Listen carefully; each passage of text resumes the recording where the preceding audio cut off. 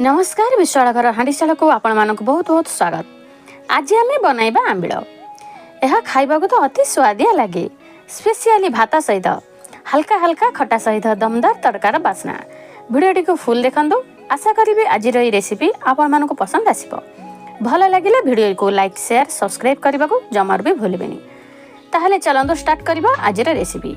प्रथमे जानि नबा आंबिल पई हमको कौन कौन सब परिबा दरकार।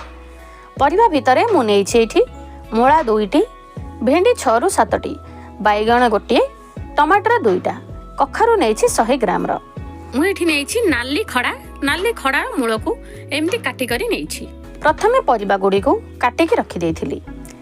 तापरे आंबिल पई मु एठी नेइछि 4टी आंबुल, लूण, हळदी गुंड, रसुण 9 ରୁ 10टी, सुखिला लंका 4टी, पंच फुटण, सोरष तेल, भृषंग पत्र, धनिया पत्र एवं चाउल बटा 3 स्पून चाउल को मु आगरू भिजेकी बाटी देइथिली।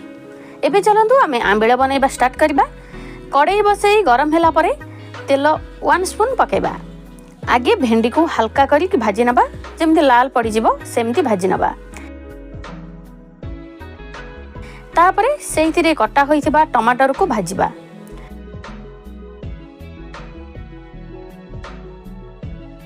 तापरे एठी रसुण 4टी बा 5टी, भृषंग पत्र, अल्प धनिया पत्र को बाटी नै स्मूथ पेस्ट करछि।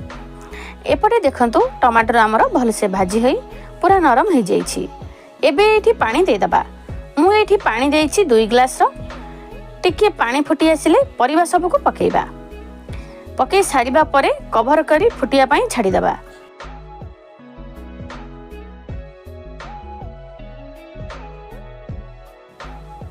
बैगण एवं भेंडी को पछरे पकाइबा।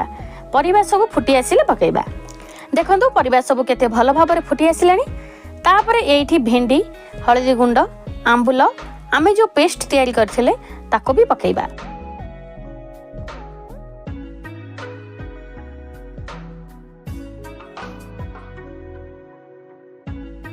लास्ट को बैगण पके कवर करी 10 मिनिट पर्यंत फुटिया पई छाडी दबा। देखंतु केते भल भाबरे परिबा सब सिझी आसी गलानी। तापरे चाउल बटा को दे दबा। देई सारिबा परे एमती गोळौथिबे जेमती लंग्स न बनिबो। देखंतु केते भल भाबरे परिबा सब मिसी गलानी। तापरे आंबिल को रखिबा गोटे साइड रे। तड़का बनिया पई मोडी तड़का पैन टे गैस ऊपर बसैछि। पैन गरम हे गले तेल पकाइबा। तेल गरम हे गले सेथिरे अल्प हेंगु पकाइबा। तापरे सुखिला लंका पकाइबा। तापरे पकाइबा फुटण। तापरे रसुण को एमिति मु छोट छोट खंड करी काटी नेछि। आपण माने भी छेचिकी भी नहीं पारिबे। तापरे पकाइबा भृषंग पत्र।